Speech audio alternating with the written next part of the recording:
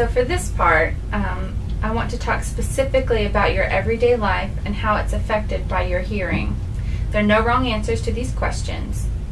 So walk me through what a typical day is like for you, but keep in mind that I'm specifically interested in times when you're using your hearing. Well, if I'm alone, I don't need to worry about it. When the family's around, I can't understand people who walk off in another room and say something to me. That bothers me. Television, I know I have to have it turned up too loudly for me, that my family doesn't need it quite that loud.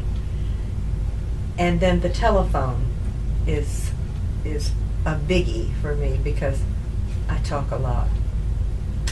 And I enjoy my conversations with friends, you know.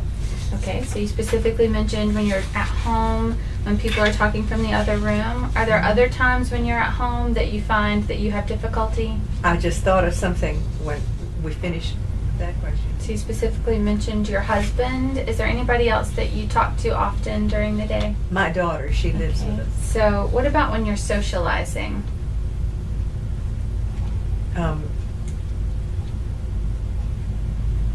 Well, typically I'll tell you about one typical situation. We have what we call girls' night out at church. You mentioned church. How often are those activities? Are those activities that you do frequently? Yeah, well, I'm at church every Sunday, and right now we're having Wednesday morning Bibles. Okay, so whenever you're talking about with your husband and with your daughter, that you often say what and huh, and that you need to look at people's faces. Yes. What other things do you do in your daily life to help you with your hearing?